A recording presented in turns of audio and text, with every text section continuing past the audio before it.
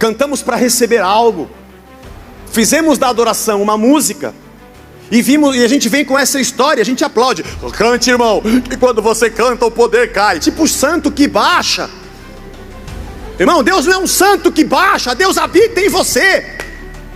Canta essa música e invoca a Deus. Onde o Senhor está? Deus vem. Ele fala, estou dentro de você. Esse não é o nosso Deus. Nós somos cristãos. Você viu em algum lugar Jesus dizendo que nós tínhamos que carregar uma arca? Lógico que não. Ele é a própria arca. A arca era Deus no meio do povo. Agora ele é Emanuel. Ele é Deus no meio do povo. Joga essa arca fora. Não, mas dentro da arca tinha o maná. O maná era o pão que descia do céu. Então, eu sou o pão vivo que desceu do céu. Esquece o maná. Escuta, está fazendo a campanha do maná na igreja? Cristo já veio. Isso não é cristianismo.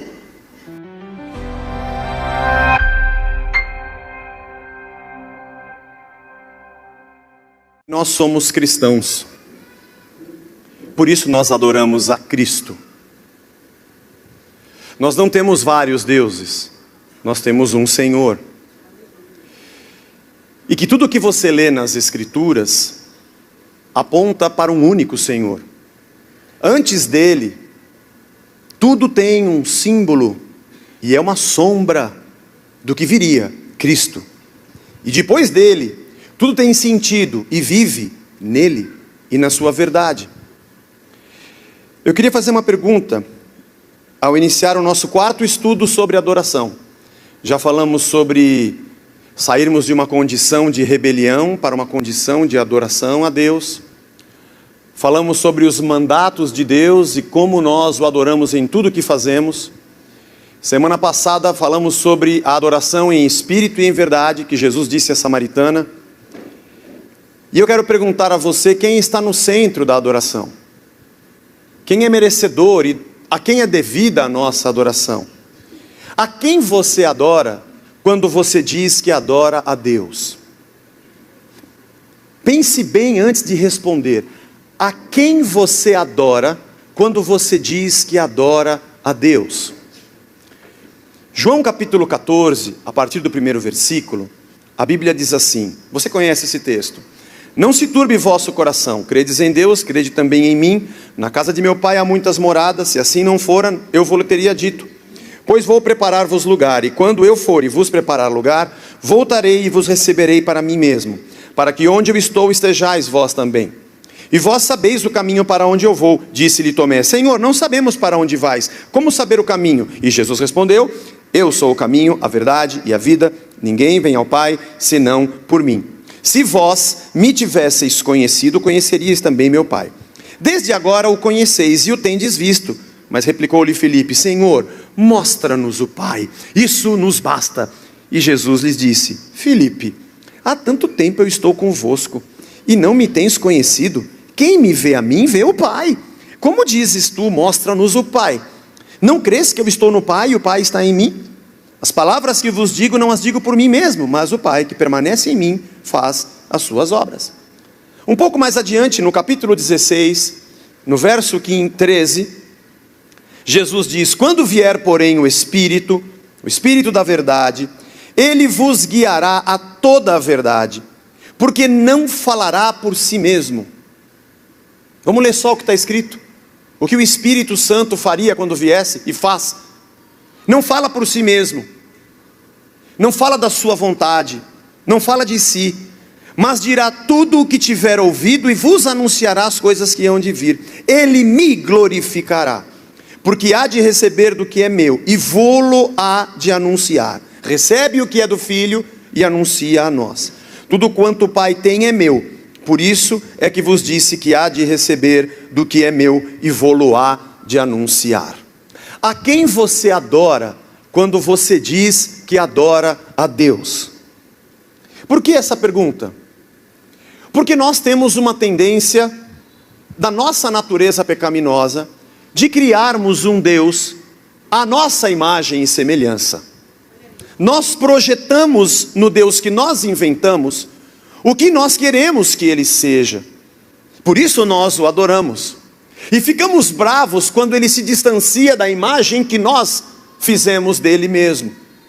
E a nossa adoração se torna capenga, desfocada, míope, sem um pingo de valor.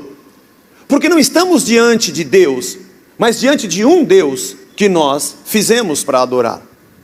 Deus se torna um ídolo feito por mãos humanas. E o fato de que Deus abominava essa prática, e já havia dito isso ao seu povo quando saía do deserto para entrar na terra prometida, sobre os costumes dos povos pagãos que habitavam na terra, sobre os deuses que eles criam e sobre suas imagens, dizendo: eles cortam um pedaço de madeira de árvore no bosque, esculpem para si um deus e se prostram diante dele. Mas é a mesma coisa que nós fazemos hoje. Nós só não vamos ao bosque para cortar a madeira, mas nós idealizamos o que queremos que Deus seja para nos satisfazer. Porque na verdade, estamos invertendo tudo que veio desde a criação, e após a queda, no pecado, foi desfeito. Ao invés de eu e você existirmos para a glória de Deus, nós queremos que Deus exista para a nossa glória. Não é tema de hoje, mas passa perto. Mas se tem uma coisa que me arrupeia, é quando alguém me diz assim: ó Zé, fica tranquilo porque Deus vai te honrar. Eu falo: não, por favor, não. Eu não quero que Deus me honre, porque eu não fui feito para ser honrado por Deus. Ele sim é Senhor, para ser honrado e exaltado pela minha vida. Parece bonito esse discurso. Ele é hedonista, ele enche o nosso orgulho. A gente sai da igreja de peito cheio, porque Deus vai me honrar e me abençoar, como se eu fosse o centro da existência e Deus fosse satélite e girasse ao meu redor. E para que Ele fosse glorificado, eu devesse ser honrado e exaltado nessa terra. Ainda que, em tudo que eu faço para a sua glória, eu não sou maior do que Ele. Ele já entregou sua vida na cruz pela minha salvação. E agora eu devo dizer: eu também estou crucificado com Cristo. E já não vivo mais eu, mas Ele vive em mim. E a vida que eu vivo hoje, eu vivo para Ele. Há pessoas que querem que Cristo seja crucificado uma segunda vez, que Ele morra uma terceira, e que Ele continue uma obra que já foi feita na cruz. Só que agora, para que você tenha mais dinheiro, ou mais honra, ou uma empresa melhor, ou um carro melhor do que o seu vizinho que é espírita, ou seja lá o que for. Porque fazemos da nossa fé uma competição de valores. E queremos provar para os outros, goela abaixo, que Deus é melhor, porque meu carro é melhor, porque a minha roupa é melhor, porque a etiqueta da minha calça é melhor. E isso significa que Deus está me honrando, como se Ele tivesse morrido na cruz, para que ao invés de eu ir para 25 de março, eu fosse para os jardins comprar a minha calça. Como se o seu sangue derramado fosse para isso. Mas não é por isso que Cristo morreu na cruz. Não foi isso que Ele fez por nós. Quando você adora a Deus, a quem você adora? O homem conheceu o Deus Criador por tradição oral e depois pelas escritas de Moisés, de que Deus havia criado céus e terra, homem e mulher. Tudo que vemos e tudo que existe, tudo que há na terra, a própria terra e o que há nela. E nas mãos dos homens foi entregue a gestão de tudo isso. Mas é interessante que nós lemos as Escrituras e não percebemos que tudo que está ali desde o princípio aponta para Jesus Cristo. E a Bíblia contém uma narrativa histórica de um povo, e através dessa história, Deus se revela, e a sua revelação, ela vai se avolumando e crescendo, como nós costumamos dizer, a revelação progressiva de Deus ao homem está nas Escrituras. Porque antes era o Deus de Abraão. Quem é o Deus de Abraão? Eu sei lá quem é o Deus de Abraão, é o Deus de Abraão. Para quem vivia naquela época, quem é o Deus de Abraão? É o Deus, é Deus. Mas como é que ele é? Onde está escrito? Não sei, não tem nada escrito. Quem é o sacerdote? Não tem nenhum sacerdote, não tem nenhum templo, não tem igreja, não tem pastor, não tem rádio, não tem TV, não tem nada. Mas ele falou com você o quê? Falou para eu sair da minha terra e ir para a terra que ele vai mostrar. E onde é essa terra? Não sei porque ele vai mostrar. E quem é ele? Não sei porque eu nunca vi. E Abraão é o pai da fé porque ele creu sem ter nenhuma prova, nada. Mas você concorda comigo que a revelação de Deus ao homem era muito pequena e ele nem sabia quem era Deus. E ele assim obedece, e aquilo que ele viveu, ele passa para o seu filho, Isaac, que em alguns aspectos comete alguns erros muito semelhantes. Depois ele passa para o seu neto, o Isaac passa para o filho dele, que é neto de Abraão, que é Jacó. Aí já virou o Deus de Abraão, Isaac e Jacó. Bom, quem é o seu Deus? É o de Abraão e do Isaac e de Jacó. O Abraão é aquele que levou Isaac para ser sacrificado. Já tem uma história um pouco maior. É um Deus que exige algo do homem na sua fé, mas é um Deus também que se sacrifica pelo homem, e ele não precisa de um sacrifício humano. Opa, já começou mostrando que não é isso que lhe agrada, porque ele mandou Abraão descer. Isaac guardou essa história, e mais as que ele viveu, porque ele teve 2 filhos, e a sua mulher não podia ter filhos, assim como a sua mãe Sara, ela também não podia ter dado a luz a ele. E essa história vai crescendo, e o que Deus fez na vida de Isaac, e fez através da vida de Raquel e de Lia.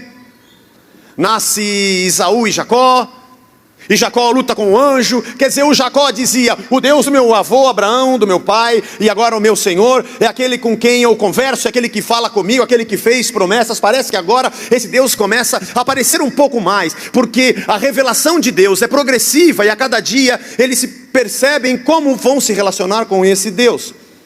Bom, esse é um povo que vive. Depois o José vai para o Egito, e esse Deus se manifesta ali sendo maior, porque José prospera numa condição em que ele não esperava, entrando pela porta dos fundos. E ele conhece as histórias do Abraão, do Isaac, de Jacó, e agora começa a ter as suas próprias. Perdoa seus irmãos, e todo o seu pai, toda a sua família e seus irmãos vêm morar no Egito. Ali, depois de uma certa época, viram escravos, mas depois de 400 anos, Deus levanta um Moisés, que vai até Faraó, e que faz sinais. E alguns, os sacerdotes dos deuses do Egito, conseguem fazer, mas depois não conseguem mais. Opa, esse é um Deus maior, porque na antiguidade o Deus era um ídolo do lar. Começava por uma estátua ou um ídolo que se tinha dentro da sua casa. Depois a ideia do mundo antigo do que era Deus eram os deuses da terra. Os deuses que cuidavam daquela região, e quando alguém chegava naquela região tinha que aprender como cultuar ao Deus daquela terra. Mas o Deus que nós estamos falando, que é o Deus, o Senhor, não era apenas aquele que era uma estátua, um ídolo do lar, e não apenas um Senhor da terra. Mas havia também a crendice, depois, de que deuses existiam de acordo com as áreas de ação na existência humana. O Deus da chuva, o Deus das plantações, o Deus do dinheiro. E assim eles ofereciam para a sua prosperidade os seus sacrifícios, o Deus da colheita. E assim cada povo tinha um seu Deus, mas parece que Deus vai se revelando ao seu povo a cada dia, a cada ano, a cada passo da história. E agora o Deus já não era igual aos deuses do Egito, já não era igual aos ídolos do lar, nem os deuses da terra. Ele abre o mar, ele tira o povo dali, e ele diz que haveria uma terra. E desde o Éden, de que o seu filho, que aquele que pisaria a cabeça da serpente apareceria, e todos criam no Messias, aquele que viria. E cada rei que passa é um símbolo de como deveria ser de verdade o Messias que viria. Um rei que reinasse com o coração de um sacerdote e tivesse a palavra como um profeta. E assim esse Deus começa a se revelar, e Moisés recebe a lei. Opa, depois de tanto tempo da existência desse povo andando com Deus, depois de 3 gerações de Abraão, Isaac, Jacó, e depois a de José, depois de 400 anos no Egito, depois de Moisés, vai para o deserto, aí começa a vir a lei, e esse povo começa a entender um pouco mais como Deus é, o que ele gosta, o que ele não gosta, o que deve se fazer, o que não deve se fazer. Ora, parece que a ideia de quem é Deus começa a crescer para esse povo. Abraão tinha muito pouco entendimento sobre quem era Deus, ele creu sem conhecer. Falamos que queremos a unção do Jacó, mas o Jacó conhecia quase nada sobre Deus. Nós não compreendemos como Deus se revela a cada passo da história. Quem você adora quando você diz que adora a Deus? E assim esse Deus, que não é um ídolo familiar, não é um senhor da terra, não é o senhor das plantações, começa a se demonstrar ao seu povo como o Senhor dos senhores, como de verdade o Senhor Criador e Senhor sobre céus e terra. E os salmistas cantam e declaram também a revelação de Deus. Os céus proclamam a sua glória, o firmamento anuncia a obra das suas mãos. Ele se assenta na eternidade, e a terra é apenas o estribilho dos seus pés. É um Deus de justiça, mas também é um Deus que salva. É um Deus que deseja o arrependimento e a comunhão com o seu povo. Até que se chega ao ápice dessa manifestação e da revelação de Deus, o livro de Hebreus começa assim: tendo Deus outrora falado de muitas formas, de muitas maneiras, aos nossos pais, aos antepassados, pelos profetas, hoje Ele nos fala através do Filho. porque ele é a imagem do Deus invisível. Aquilo que Abraão não viu, que Isaac não viu, que Jacó não viu, as promessas que eles receberam, mas não viram se cumprir. Não, a promessa era muito mais do que chegar numa terra. Eu vou chegar na minha promessa, onde está a minha terra? É muito mais do que isso, irmão. Porque depois de estar na terra tinha muito para viver, porque a grande promessa era a vinda do Cristo, a vinda do Messias, a salvação do homem que havia pecado e se distanciado de Deus, e agora voltaria ao Pai. E Jesus Cristo é Deus Emanuel, Deus com a gente, Deus entre nós, o Senhor que vive, o Deus que fala. E tudo que está escrito a respeito dele, tudo que a gente aprendeu com os nossos antepassados, tudo que está na lei, tudo que está nos profetas, agora a gente vê nele. Sua compaixão, seu amor, sua misericórdia, sua justiça, seu jeito de viver, o jeito de pensar, o jeito de reagir. Agora Deus está presente, ele é Emanuel. Aliás, tudo que está escrito e veio antes faz sentido, porque agora a gente vê. E nossas interpretações antigas tinham muitos equívocos, porque agora a gente consegue ver. Porque vendo Cristo, a gente entende quem é Deus. Aí a gente volta para ler o início das Escrituras, quando diz que a terra era sem forma e vazia, e o Espírito de Deus pairava sobre a face das águas. Bom, então ali estava o Criador, e ali estava o Espírito, e Deus disse, o Logos, a palavra, o verbo, haja luz. E Paulo vai dizer, lá em Colossenses, que tudo foi feito por ele. João diz isso nos primeiros versos do seu evangelho. E que sem ele, nada do que foi feito se fez. E aí a gente volta para o Gênesis e vê Deus dizendo, façamos o homem a nossa imagem e semelhança. E Jesus Cristo dizendo, ô Felipe, você ficou doido? Como você quer que eu te mostre o Pai? Eu e o Pai somos um. Então são dois? Não, são um. E quando vier o Espírito, então são três. Mas são um. Porque quando vier o Espírito, não vai falar por si mesmo. Não é um negócio separado. Não. Ele vai completar a obra que eu disse. Vai fazer vocês lembrarem tudo que eu disse a vocês. Porque as coisas que eu faço pelo Pai. Porque o Pai está em mim e eu nele. E o Espírito está em nós. Porque ele vai fazer lembrar o que eu disse. Não há separação. A palavra Trindade não aparece na Bíblia. Mas ela é evidente. O Deus Pai, o Deus Filho, o Deus Espírito. Um mistério de entendimento de como esse Deus é. Mas quem você adora quando você diz que adora? Quem é que brota na imagem na sua cabeça quando você abre o seu sorriso numa canção e diz Senhor? A quem você está cantando? Ao Deus de Isaac, de Jacó? Ao Deus de Davi? Ele entendia muito pouco sobre o Espírito Santo e sobre o Filho. Talvez se nós pudéssemos pegar aquele DeLorean do De Volta para o Futuro, junto com o Michael J. Fox, colocássemos lá a data de voltar para a criação, ou para os dias de José no Egito, quando era governador do Egito, e voltássemos no tempo e chegássemos lá, no tempo das vacas gordas. Eu não quero voltar em época de vaca magra. Ô José, você não sabe, eu venho do futuro. O Senhor que te deu tudo isso aqui, glória a Deus, em nome de Jesus. Quem é Jesus? Ele ia te perguntar. Quem é Jesus? Bom, Jesus estava ali presente em tudo que ele fazia, só que ele não sabia. Aliás, as coisas que José fez prefiguravam o verdadeiro e melhor, que era Jesus Cristo, e ele nem sabia. Não, porque nós somos a igreja formada pela descida do Espírito. Ele fala, que descida do Espírito? Em Pentecostes, o que é Pentecostes? Que festa foi essa? Que dia foi esse? Obviamente o Espírito de Deus estava ali agindo, claro que sim. Deus sempre foi a Trindade. O homem é que não sabia. O nível de entendimento desses homens no passado era bem menor do que o nosso. Nós já não entendemos nada. E nós caímos na besteira de pedir para Deus que nós queremos voltar e receber a unção de Salomão e de Davi, que tinham muito pouco do entendimento de quem seria Cristo.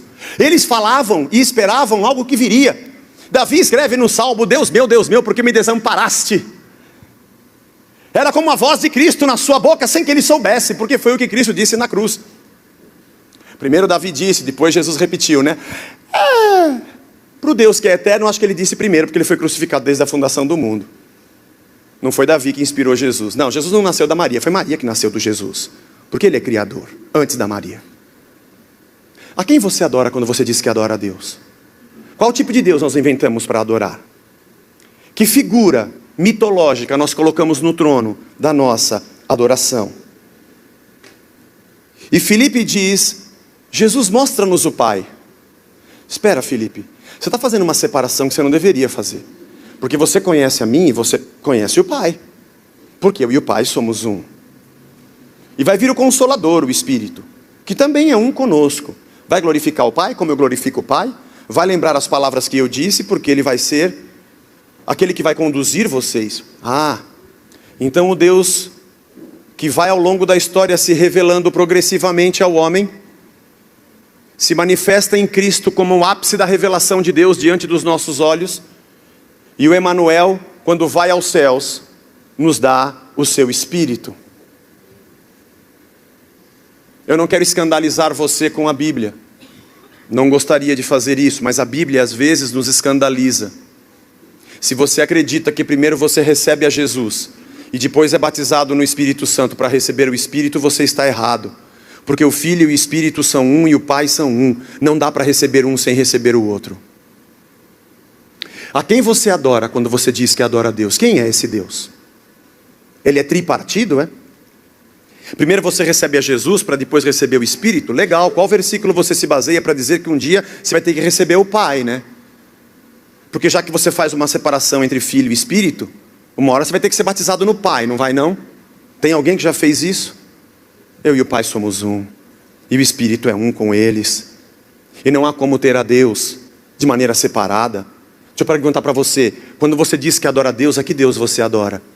Qual a concepção que você tem dele? Quando você canta uma canção e fala a palavra Senhor, que imagem brota na sua cabeça? O Deus de Abraão, Isaac e Jacó? Se quando você fala Senhor, você não imagina o Pai, o Filho e o Espírito, eu tenho que te perguntar, a quem você adora quando você diz que adora a Deus? Eu não posso dizer a você que está errado nós usarmos a palavra Senhor. Não, está tudo certo, nós vamos cantar assim, porque Ele é Senhor. Ele é o Deus que cria, e o homem se rebela no pecado. Ele é o Deus que se entrega e se sacrifica, e o homem, crendo mediante a fé, é salvo. Ele é o Deus que habita então no homem, para que o homem ande e seja santificado por Ele. O Deus que cria e redime, santifica para a eternidade.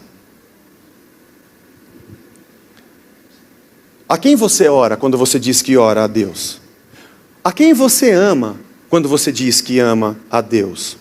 Quando não conhecemos a Deus como Ele é, deuses da nossa imaginação, ídolos da nossa religião tomam o seu lugar. Isso é o que mais acontece. Nós somos um movimento, não sei se vamos chamar isso de uma religião, mas quando se fala de meio evangélico, e eu fiz aqui alguns exemplos interessantes de extremos, antes da pregação, a princípio será que seria o mesmo Deus? Alguém prega que Cristo fez um sacrifício e por isso você está ligado a Deus.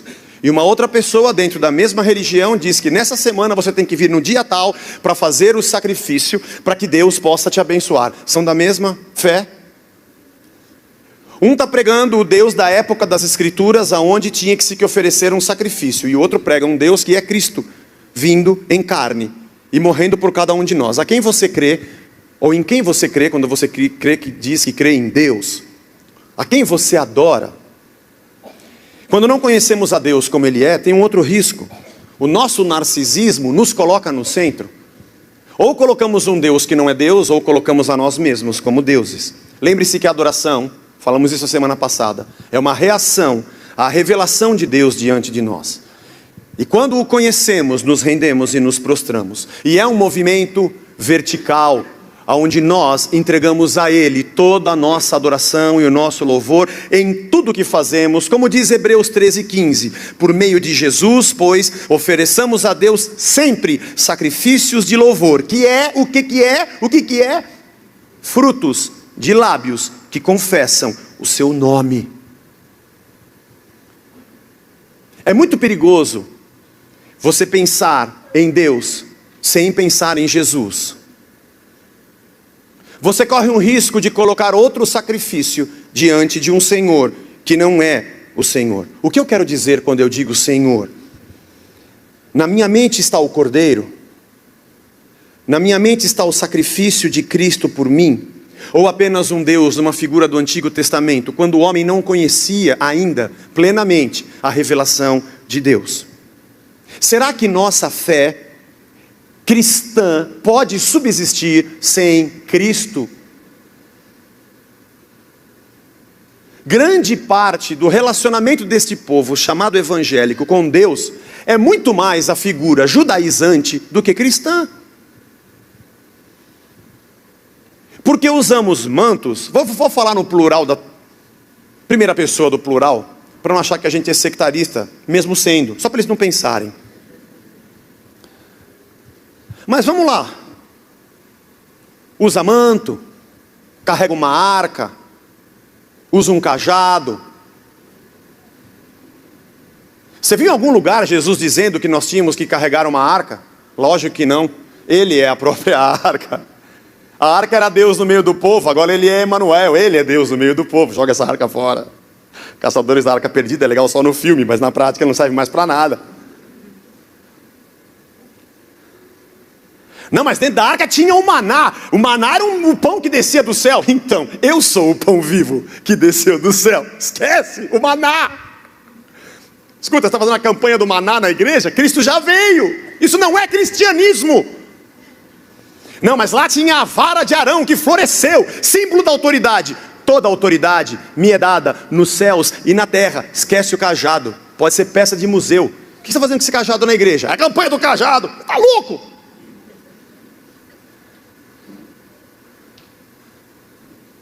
Não, mas dentro da arca tinha as tábuas da lei, que é a palavra que nos guia. Eu sou o verbo de Deus, eu sou a palavra encarnada, eu sou o logos de Deus. Mas quebraram as tábuas, deixa para lá, não serve mais. A quem você adora quando você diz que adora? Nós vamos adorar a Deus, e nós temos que passar além do véu, para o santo dos santos. E Jesus diz, esquece mano, não tem mais templo, vocês agora são templo da minha presença. Não se preocupa com o véu, ele já foi rasgado, não tem mais antes nem depois, agora não tem nem mais véu. E não tem mais o santo dos santos, eu não habito em templos feitos por mãos humanas, eu não estou nas pedras. Vocês são sacerdote? Dá para passar no departamento pessoal, que a gente quer fazer as contas com vocês, porque agora vocês são uma nação de sacerdotes. Não tem mais quem diga, venham aqui porque eu vou dizer para você quem é Deus, porque todos me conhecerão, porque eu habitarei em todos. Isso está em Jeremias 31. Os profetas já apontavam para uma outra vida, que é Cristo. A quem você adora quando você diz que adora?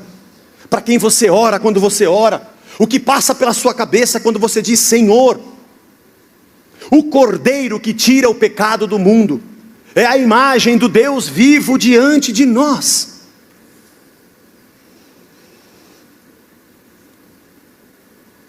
Há uma série de mensagens, acho que de 2014, que eu te convido a assistir, do pastor Ed René. Que ele, em 4 pregações, ele desmistifica 4 pilares da deformada fé cristã, mais judaica do que cristã. O templo, o sacrifício, o sábado e o sacerdote. O dia específico, com a pessoa específica, no lugar específico e o sacrifício que você tem que fazer. Não há mais templo, Jesus o destruiu e reconstruiu em 3 dias.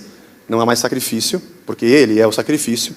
Não tem mais o sábado, porque Ele é o Senhor do sábado e agora nós o servimos todos os dias. E não existe mais um sacerdote, alguém que diga só Ele tem Deus, porque todos me conhecerão, desde o menor até o maior. Eu sinto falta de Cristo nas nossas canções de adoração.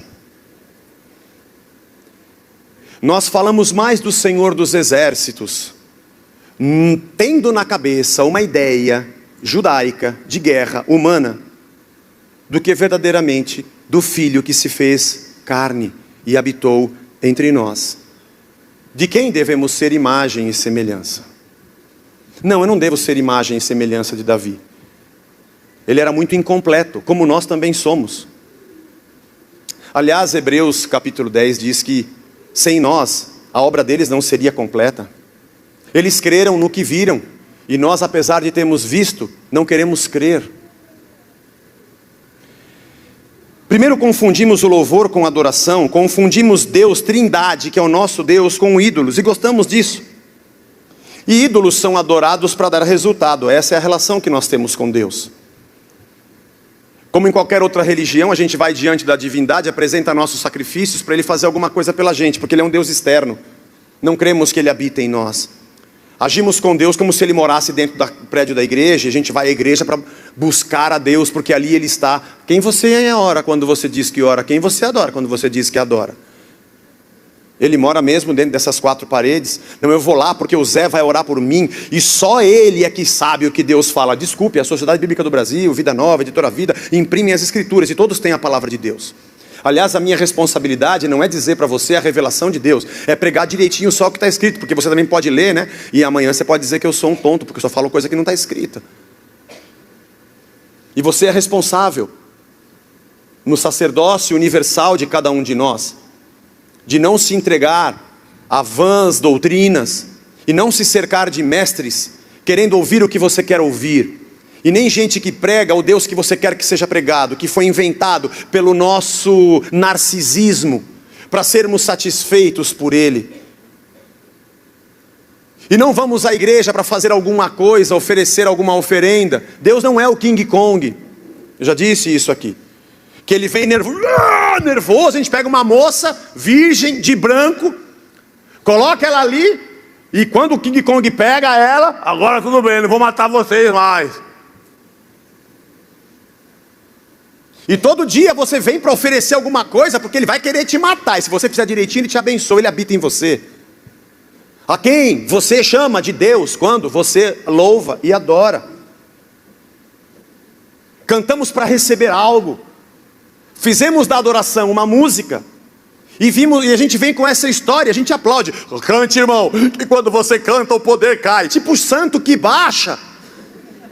Irmão, Deus não é um santo que baixa, Deus habita em você.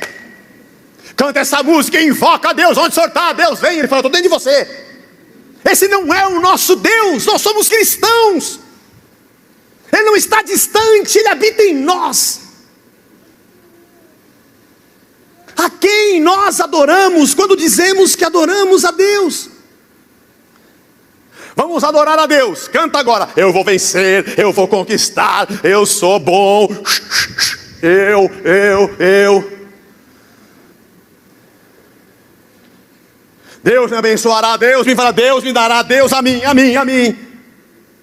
E você sai inchado, gordo. E Deus, enquanto você canta sobre você, do céu, olha e fala, quando começa o louvor. Nós estamos aqui louvando o Senhor. Não, você não está louvando, está cantando para você. Você está cantando de você. Pior é quando tem versículos distorcidos, para você se sentir bem, e Deus fala, não é isso que eu escrevi. Não, então deixa para lá, eu quero cantar.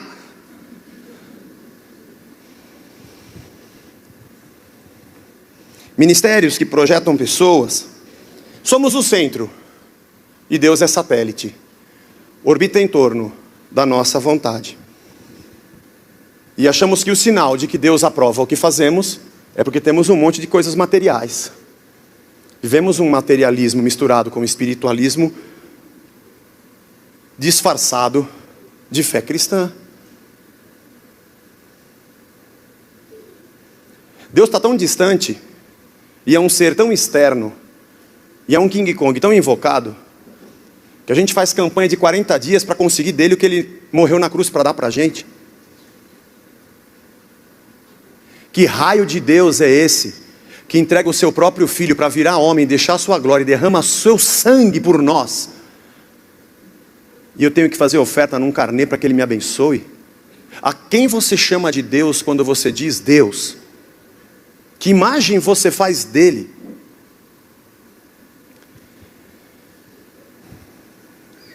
Jesus é o maior ato de Deus em se revelar ao ser humano. Ele é Emanuel. Ele é o Deus conosco. A Trindade é o nosso Deus. O Deus Criador. o Redentor e o Espírito Santificador que habita em nós e nos ensina, está em todos os lugares ao mesmo tempo. Está entre nós quando nos reunimos e está em nós aonde estivermos achando que estamos sós. Fez por nós o sacrifício. E quando lemos as páginas dos evangelhos, aquelas letras em vermelho, ali está todo o amor de Deus contido, toda a sua graça, toda a sua justiça, toda a sua verdade. Nós é que queremos fazer um caminho contrário da história, tiramos a cruz de Cristo de lado, voltamos a uma época que se conhecia muito pouco sobre Deus e queremos ter aquela, como é que se chama? Unção. Acreditamos que a unção é um saravá, é um passe, uma baforada de cachimbo. Desculpe se eu te ofendo. A gente respeita todas as religiões. E todos têm a liberdade, mas nós somos cristãos. Terreiro é outro lugar, irmão. Se você procura um homem para te dar um passe, uma baforada, tem quem faz isso bem. Tem, você pode procurar. Eu não estou dizendo isso para desmerecer ninguém. Se você quiser subir de joelhos um degrau, você pode. O país é livre, tudo. Mas se você diz que você é um cristão, é porque você crê que Cristo morreu na cruz e que você é um pecador dependente da sua graça. E Ele pôs fé no seu coração e se revelou a você. E pela graça nós somos salvos. Não é pelo meu sacrifício, é pelo dele. Não há nada que eu faça que me salve. E por isso eu me entrego a Ele, me curvo e o adoro. E posso fazer a oração que Jesus me ensinou, que é difícil. Seja feita a tua vontade, assim na terra como no céu. Que nós invertemos a oração dizendo, seja feita a minha vontade aqui na terra e só se vira aí no céu. Afinal de contas eu já paguei o carnê, já fiz a campanha, já ajoelhei no milho, já dei 7 voltas, já levantei a espada, já comprei a peruca, já fiz tudo que o senhor mandou. A peruca, daqui a pouco tem a peruca de Sansão, essa eles não fizeram ainda. Fui dar ideia, Jesus. Fala, a módica, é sempre 1.000, 1.500, sempre falou cheio e alto. Deus me revelou que é 1.500 a peruca, quem dá mais a peruca? De quem sabe? Essa é a peruca que Sansão perdeu, por isso ele perdeu a força. Mas você, irmão, vai botar essa peruca. E você vai cantar a música evangélica. Caso do acaso bem marcado em cartas de tarô. Tem tudo a ver, né? Tem tudo a ver. Irmão, a quem você adora quando você diz que adora a Deus?